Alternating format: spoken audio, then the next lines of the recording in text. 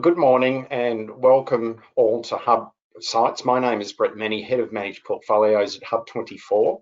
With me today is Steve Prendeville, the founder and director of Forte Asset Solutions.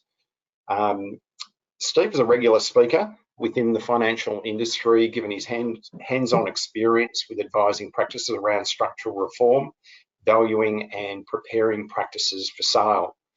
Welcome, Steve, and thanks for joining me here today from the comfort of our homes. Thanks, Brett. Nice to be here. Steve, I first met you way back in 1993, I think, 27 years ago, can you believe? And that was a time when we were friendly competitors, and I think we're still friendly, when you were state manager of a small but emerging asset manager for state, and I was with Perpetual Investments at that time. And what an amazing period of growth for both of those organisations that we were involved in. If you can remember back that far, Steve, what were your memory of those days? Yeah, I remember them fondly. One is that you and BT were the big boys. I joined 93, Frank Casarotti, Rob Adams, so I was the team sort of came into first state. We had about 600 million of fixed interest. We had a small imputation fund that had 15 million in it. The imputation fund, then Greg Perry, obviously a fund manager, Chris Cuff, the CEO, and we won a small award, Fund Manager of the Year, and that just rolled from there. It was one of the greatest rides ever. And it was also, conference after conference, we were BDMs. We were young fathers at that time, and so we sort of, would take ourselves off to a corner quite often and watch the madness rather than be part of it. So yeah, I remember those days fondly. It was a great run, great team. It was a great industry. It was exciting, at that stage in the 90s for all participants.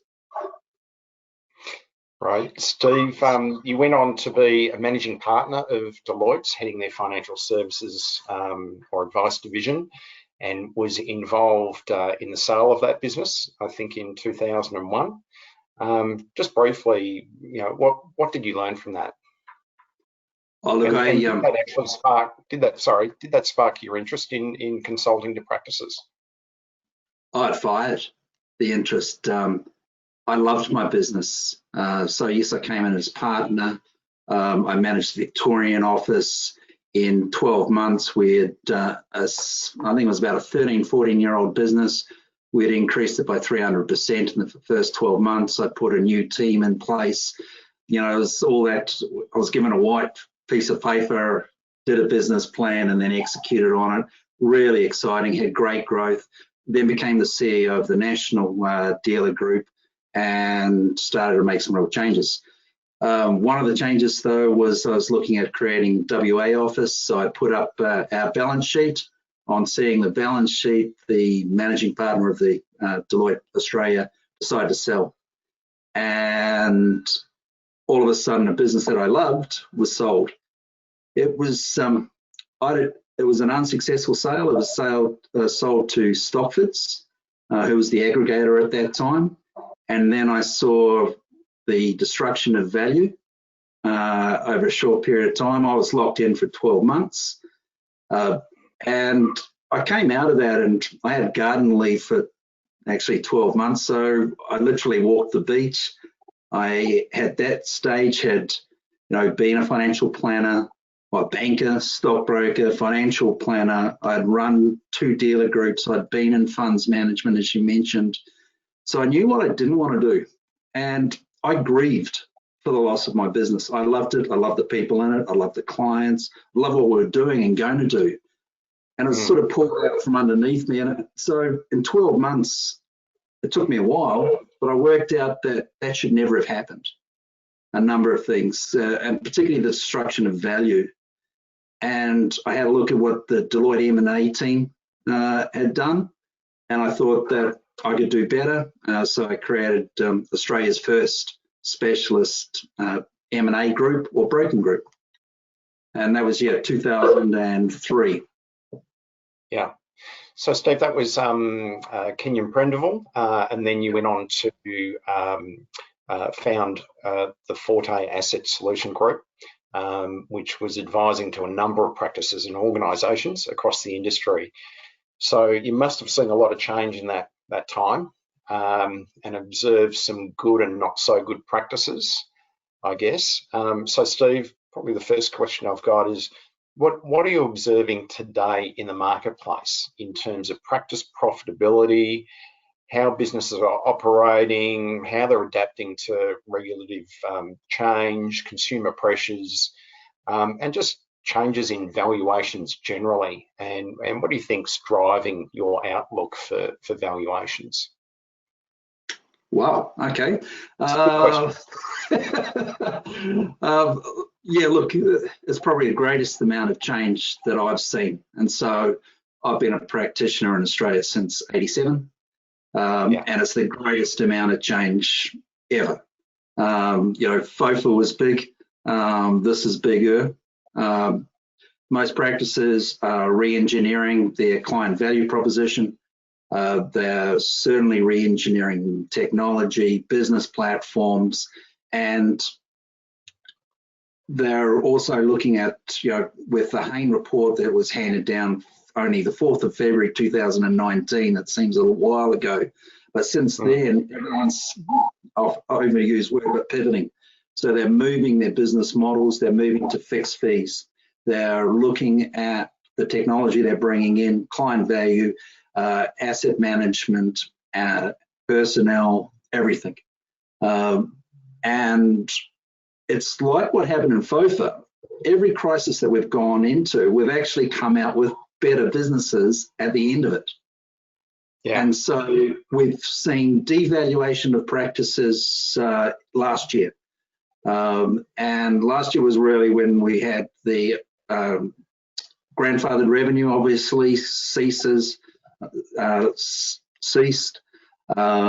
We've seen AMP at the time move from 4 times BOLR to 2.5 times, and that was sort of a backdrop to all valuations. It was overinflated, no argument, but we were the average at the time last year was about 3 times recurring revenue, was the average, about 6 times EBIT. Now it's about 2.5 times recurring revenue, but still 6 times EBIT. And EBIT is actually, with historically, through all of the years that I've been selling businesses, it's really been a recurring revenue has been a primary valuation. That's flipped. It's now all about profitability. The reason for that is that as an industry, we're facing substantial increases in pricing. So we've got increased PI, we've got increased compliance costs, we've got increased dealer fees, we've got ASIC fees, and so cost of production's increasing. The focus is really now is on profitability, and I think that's so that's a fundamental shift. On valuations at the moment, we're still around the 2.5 times, but we've actually got excessive demand and we've got very little supply. And I know that 5,000 people, advisors, left our industry last year, and could be up to 2,000 year to date. And so the market belief is that values have actually crashed. And so it's like the property market that we see at the moment. If you don't have to sell in a depressed market, you don't. And so the market thinks that the valuations have crashed. In actual fact, they haven't. Demand's increased substantially, and it's because of those rising costs that I nominated, but also we've got the lowest interest rate environment that we've ever seen. And we've also got a substantial amount of capital that's floating around as well. And so this is what's driving growth. It's only recently since COVID that it was starting around the back end of 2019, but it's escalated since COVID, and that's organic growth. There's never been a greater need for advice than there is now. And as you know, being practitioners back in the last recession, we actually saw a boom in advice, and that was because there was the unlocking of superannuation, there was redundancies, people were moving the firm, they needed advice. And so we're starting to see organic growth, but for many businesses, there's been an absence of organic, so they've looked at inorganic strategies. So demand is high and supply is low, and so we're actually starting to see prices starting to come back up. But the key is that it's around EBIT, it's around profitability, and recurring revenue is secondary. Yeah. Now the big difference to that is the ones where the prices have really fallen are businesses that aren't profitable after you have a look at principal salary. Principal salary, if you're in capital cities, metropolitan, there's an assumption of around 150,000. If you're in regional, then you're looking at 120,000. If there's no profitability of that, that's when there's been substantial devaluation. So the focus is on profitability. There's still a market for that because you can pick up those businesses and put them into existing infrastructure and they become profitable overnight. Yeah. Because you don't need that rent, you don't need potentially some of the staff, some of the costs. There will be synergy benefits, but it's the lower end of the market that's been impacted. It's also the lowest, that end of the market have been the ones that have been impacted by the substantial shift in dealer groups, particularly institutional dealer groups. And so what we've seen, the greatest amount of change that we're seeing is the rolling over of institutional ownership to independent ownership. It's like an iceberg flipping from 70% domination of distribution now to only about 30%. And it's the growth of independence. So we're going through our most transformational period of time that I've seen in 30-something years. But financial planning businesses are really robust, and that's why their valuations are much higher than, say, accounting practices or other service professional practices. It's because they are robust. And we've even built in more of that for those that have moved to fixed fees, which is about 70% of the industry is about fixed fees now. From a valuer's perspective, that takes out economic risk, economic and market risk. And so you get a premium for that. Now, many have gone to hybrid where their service fees are fixed, but the asset management is on a percentage base. But most businesses have rode this crisis out with very little change to their financial metrics. The only way you're going to blow up a business really is compliance. And so at the moment, coming back to your question, greatest amount of change, businesses are re-engineering, they're focusing on client outcomes, which is right and proper thing to do, but it's also compliance, and if you do that, you're going to be ahead of any Hain recommendations. So it's been one of the most trying periods that we've ever seen. Change evokes fear. And the only response to that is having a clear vision of where you're going to be in 3 years' time and building a plan to it and then executing. So Steve, just picking up on this change in the cycle from big institution to more independent, with the absence of the big institutions coming in and buying businesses, which was the trend, 5-10 years ago. Does that mean more focus on EBITs and efficiency of a business? Because they may have been just purchasing based on revenue, recurring revenue streams. Oh, some were purchasing on head counts. It was ego. There wasn't a lot of common sense around some of the strategies that we saw. Yes, it's around profitability, but also remembering at the same time, we're seeing the breakup of the value chain and the vertical integration model potentially. They were operating unprofitable distribution or advice dealer groups, and they pick up that loss in the margin of asset management or platform. What we've seen now is that margin compression right through the value chain. And so advice, that's where we're starting to see it. We have to change. And there's been very little change on pricing for the last 20 years, 30 years. But we've seen substantial change in asset management fees. We've seen the significant lift in the use of ETFs and low-cost index funds. We've seen active managers, their fees lower. And then we've also seen that feed through to platforms as well, whereby we've moved from retail to master funds, which was wholesale. Now we're moving into institutional pricing. And so this is, with all this change, it's being predominantly led by technology. And this is where businesses are changing, which is the adoption of technology. And that's bringing through all of the sort of lifts in productivity, which leads to lifts in profitability, lifts in valuations. So, long way of answering, I think, but. So, Steve, you must see like a real broad set of different practices, you know, in your travels, and different ones that you're bringing to the market as well, or preparing for it.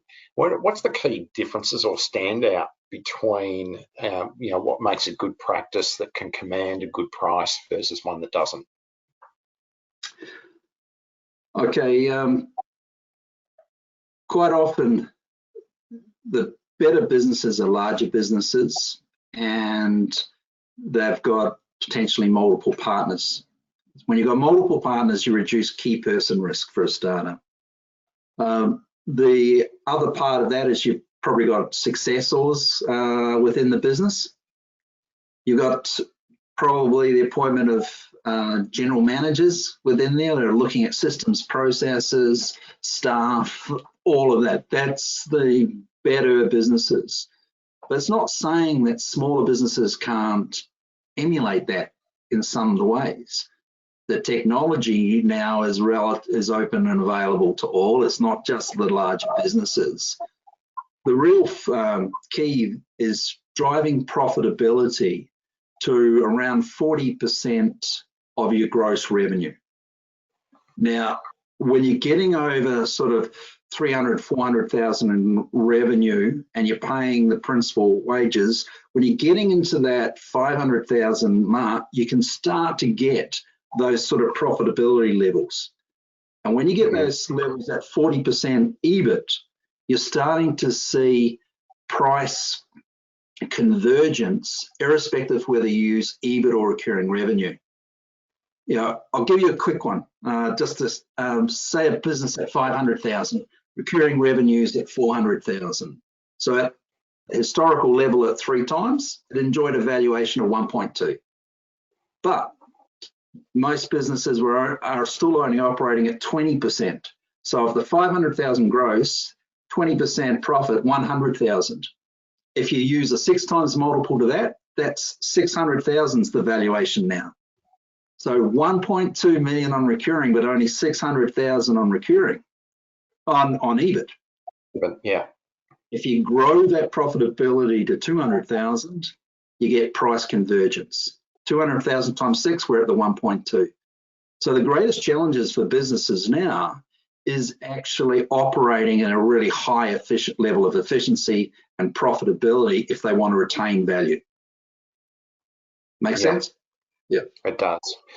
So Steve, you sort of touched on technology. You talk about efficiency, turning our attention to managed portfolios or managed accounts. They're growing in popularity. Investment trends data suggests that the take-up has doubled in the last 5 years to about 40% or thereabouts. In your opinion, why has there been that growth, and what's driving that demand and that direction around managed accounts? Okay, one is this the changing of the guard from institutional to independent. A lot of the people who have run from the institutions, and they're some really good businesses, but they were being hamstrung because they couldn't provide the state of the art or best of breed and technology. They had old master funds that had band-aids over them, received no investment for the last 5-10 years. And so their value proposition, their competitive position was actually being impacted. So those that left early were normally probably some of the better businesses, and they brought significant FUM out. And this is where we started to really see growth, say 3 years ago, in the use of managed accounts. So I think that this reversion is actually unlocking, and its clients' best interests are being served. And it's the best of breed. That's what everyone's sort of searching for. So I think this exponential growth that we've seen, so I think in 2019, it was around 40 billion. I understand from investor, was it investors? Yeah. Investment trends, yeah. Yeah, investment trends that they expect it to double in the next 5 years. I expect it to probably double in the next 3. And in some ways, so does the market as well. When you have a look at the PEs that many are trading at, there's a market expectation that this is going to be quite explosive sort of growth. And I think it is. As more go into the independent status, the unlocking, the search for client value. And the other part is everyone starts off, client value proposition is where every good business starts from. Yeah. When you look to that, then you've got to look at your technology, your delivery, and that's when managed accounts come in. Now, whether that's an IMA, SMA, and MDA, doesn't really matter. You've got immediate efficiencies. You make one decision and it sweeps across all portfolios, rather than you make one decision, you send out to 170 clients and wait for them to fill out the documents, and then it comes back. And so those that, your best clients that you phone, ring, they'll get there. But 6 months later, that advice is redundant, yet there hasn't been any movement from any clients. So that's when you start looking at what tech can do for the business. Firstly, you look to client outcomes, and then yes, you increase your productivity, efficiencies, you increase your profitability.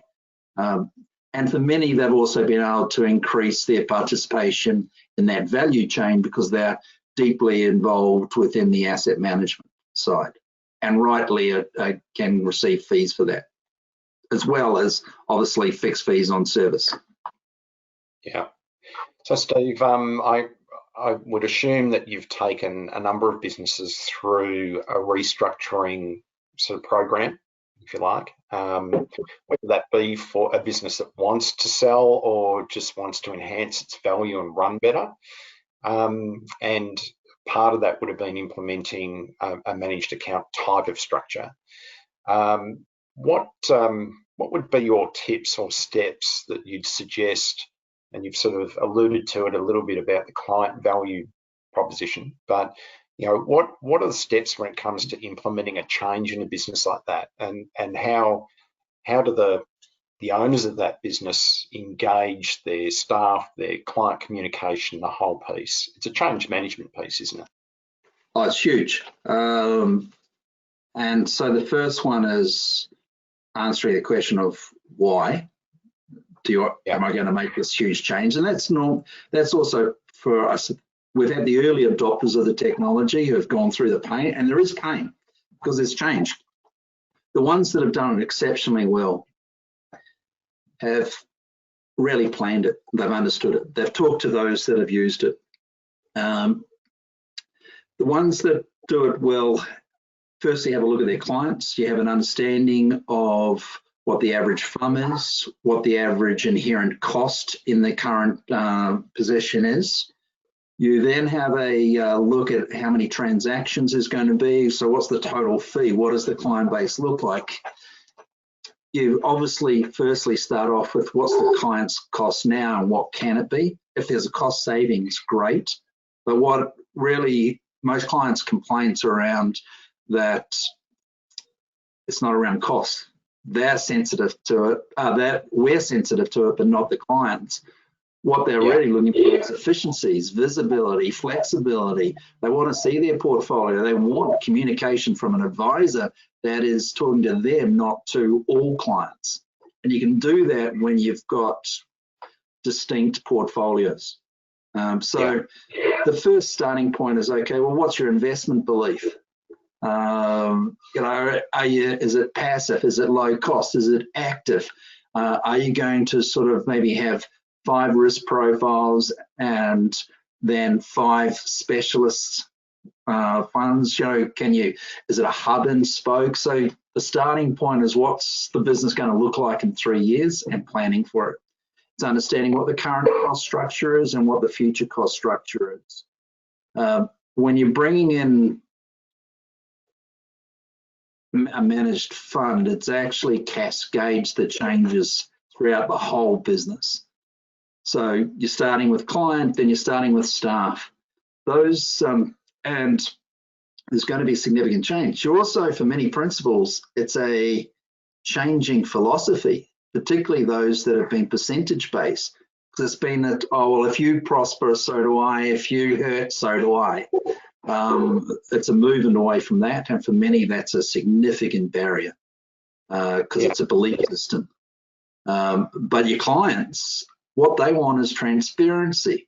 They want access, they want service, and then yes, you can get all the tax advantages within the managed account as well. And actually the benefits just keep on flowing. One is communication, obviously. So starting point, who are you going to use? You run tenders. You run tenders on your managed account provider. You run tenders on your asset managers once you've decided which way you want to go. And then it's about execution. Okay, we've got the plan. We've picked who we want. These are the best of breed. Then it's the rollout. It's all about communication. That communication is not just with the client. It's the communication within the staff. It's communication with the service provider. It's setting up weekly interactions with the service provider as what's worked, what hasn't, where's the blockages. And so for any business owner, it's one of the greatest challenges you will face, because it is all about change management. It's about staff management. It's about, yes, you're evoking change. And as I said earlier, as soon as you look at change, you look at fear. This is a natural human condition.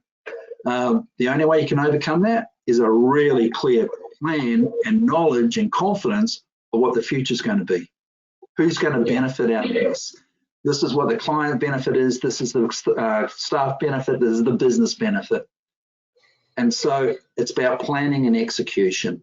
For many, they'll use actually consultants and either a whole change, because the change isn't just 12 months. The change is actually probably 3 years. On average, you'll find that about 40% of FUM is migrated in 12 months, about only 70%, which is normally the most that you can expect, at the 18 months. So you've got the early adopters of clients, and then you've got maybe your second annual review, and then you've also your communication levels to the clients is such that they'll go, yeah, okay, let's do it. So it's not easy.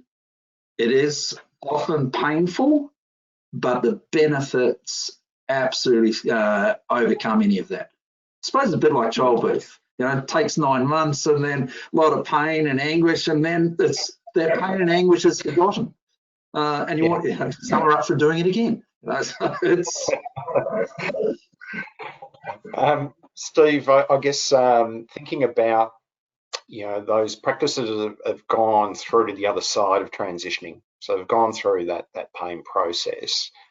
Could you describe or just explain a little bit about what that has meant to their, I'd call it business rhythm, like how they do things? Yeah.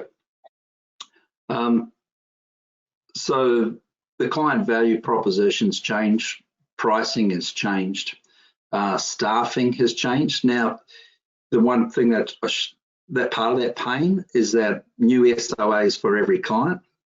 And so many will look at having additional resources brought in. That could be outsourcing and that. And I've seen that now working a lot more successfully than ever has historically in outsourcing, particularly if you're bringing people from, Philippines. You bring them to Australia, you do a full week induction, you treat them as team members. There are team meetings every Monday via Zoom and the like, but they're part of the fabric. That gives you sort of an ability to handle peaks and troughs. So you're coming out with better businesses, more control, reduced risk, increased governance, increased client communication, and it's specific. So you get, and because you're getting so much information from asset managers all the time, and so you can just constantly be giving people information, increasing literacy, but also you're giving your clients barbecue discussions as well. So it actually, and there's an energy that comes into a business when you've changed it. And that energy doesn't dissipate, that continues beyond. We did this, and you're proud now of what you're doing for your clients. That pride actually rubs off with clients who have gone through the change with you, and all of a sudden you're finding growth. I know that's,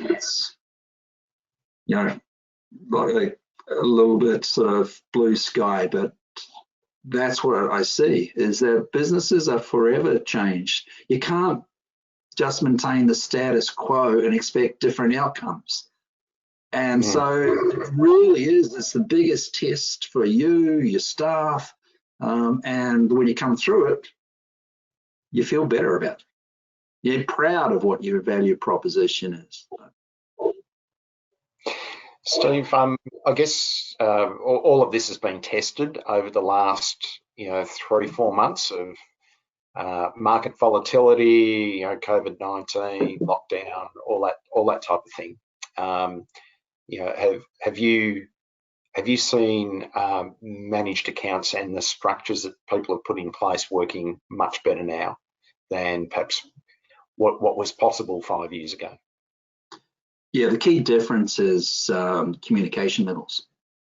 The immediacy that we can, because CRMs have changed with it as well. So I know where my conservative clients are. I know where my high growth clients are. So I can actually send out communication to each of those clients, and they can feel that it's an individual one. We've also got, you've updated, we're all these businesses are cloud-based now, so their ability to work remotely. So as I said, one change, if you make a change to a managed account, you change your tech stack, all of a sudden, all your text changes as well. So the ability to work externally from home, it's cloud-based, still be able to communicate effectively with staff, providers, service providers, as well as your clients, is dramatically enhanced. So yes, this has been a challenging time for all businesses, but I think that those who have been able to re-engineer have been able to firstly meet clients' concerns.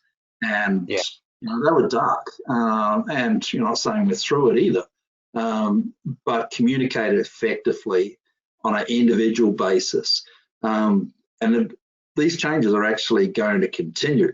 Zoom meetings, everyone's finding that productivity is up, like what we're doing now. Sure, I didn't prepare for it, but it was more about, all I do is walk here, go 3 meters, bang, we're here, and then we go on. So it's got the same level of intimacy. It's not quite like sort of being face to face, but I think clients and businesses have in some cases been forced to use it, and now it's not that scary. And again, more efficient, drives productivity, still an effective medium. I was traveling earlier this year with a behavioral scientist, doctor, and a Zoom meeting has the same recollection as a face-to-face meeting. And so you might have 2 face-to-faces and you might have, 4 Zoom meetings. It'll be 6 meetings from a client perspective. That's how we sort of, remember it. So it's powerful. And so I think we were changing before and we will be ever changed after. Yeah. So Steve, just I guess bottom line, and it's a hard one to nail exactly, but how much impact does a well-run business using managed account structure, have in terms of its price, its valuation? Can you put a number on it? You can't generalize, but in every one that I've seen an increase in profitability. And if I was to look at what that increase has been, remembering that we're talking about probably an 18-month journey, and at the same time we've reduced risk factors so assuming that you bring in a managed account, I also assume that there's a new pricing value proposition, new tech stack, potentially greater corporate governance, compliance is easier, all of these things. Yeah.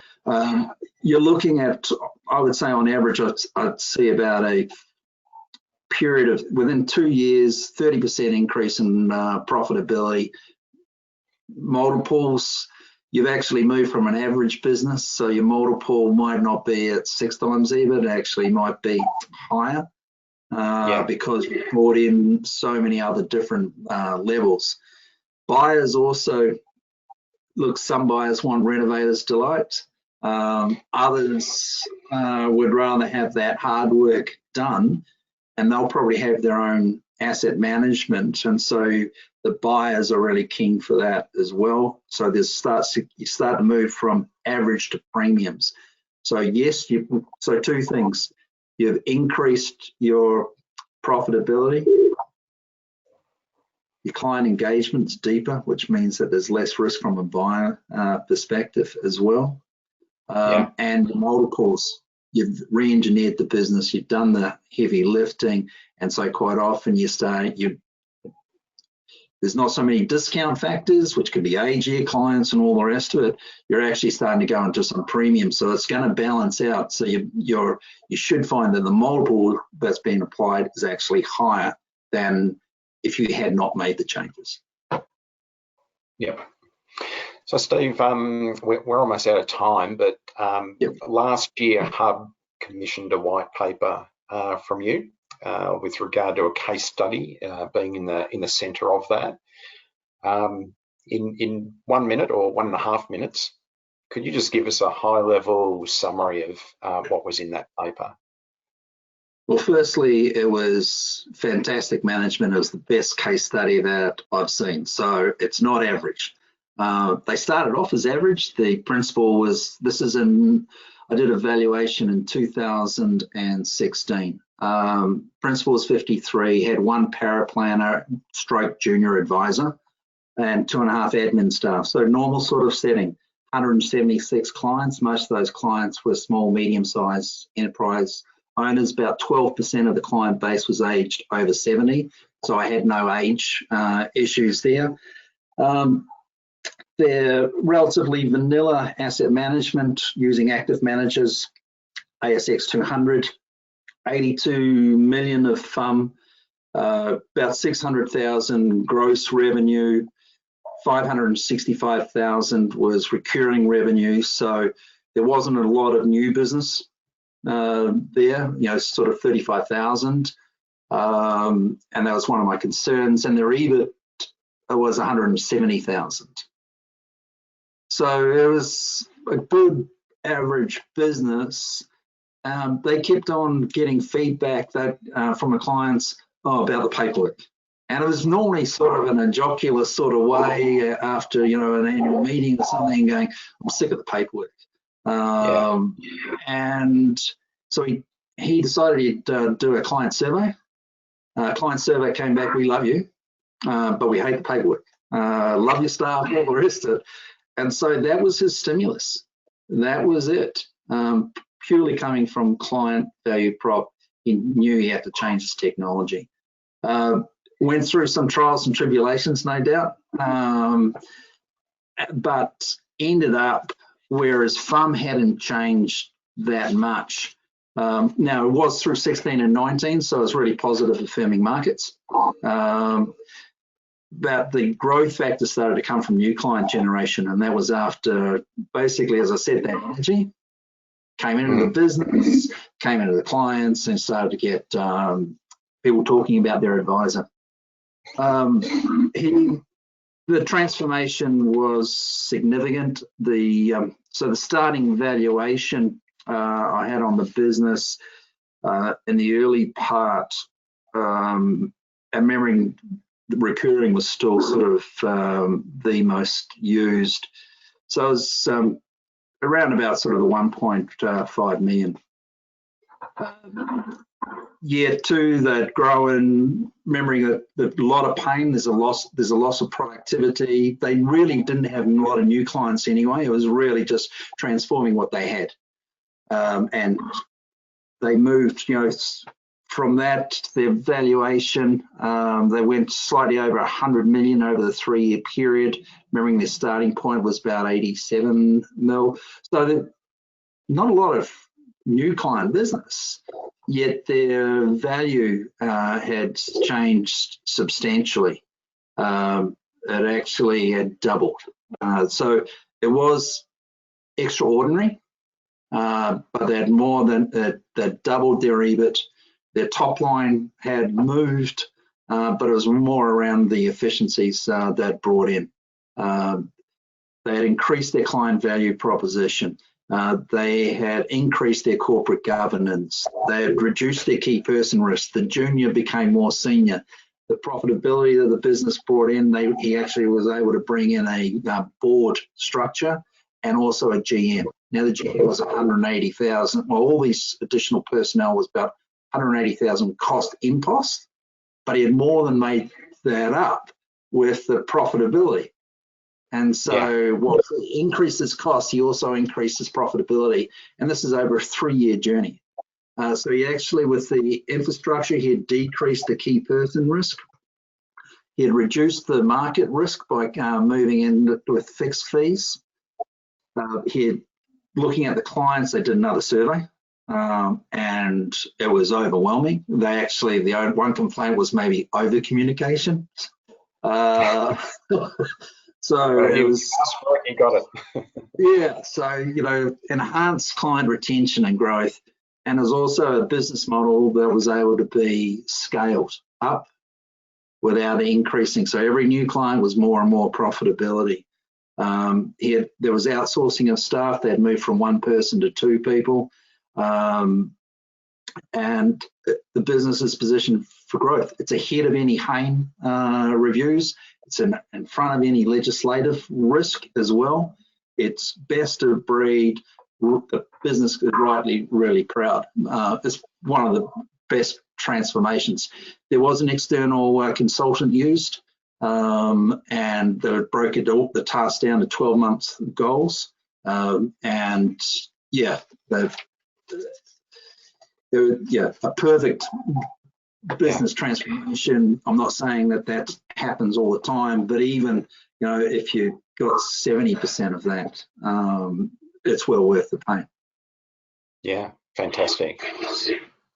So Steve, unfortunately we've run out of time, and I think we could actually talk for hours on this topic. It's just so interesting, but we do need to wrap up. That concludes our HUBsights webinar today. But thank you, Steve, so much for sharing your valuable insights. Really appreciate it. And to everyone who dialed in, we really appreciate your investment of time in this topic as well. We will share a recording of this webinar after the session, which we'll post on our website. So keep a lookout for that. The white paper that Steve referred to is also posted on our website. Yep. And Steve, I believe you also wrote a white paper just recently on the pandemic and Yep. business valuations. So I'd encourage people to have a look at that as well by going to your website, Steve. But if you'd like to get in contact with Steve or myself, please speak with your Hub 24 BDM or email marketing@hub24.com.au and we'll put you in touch. So thank you again, and stay safe and have a great day.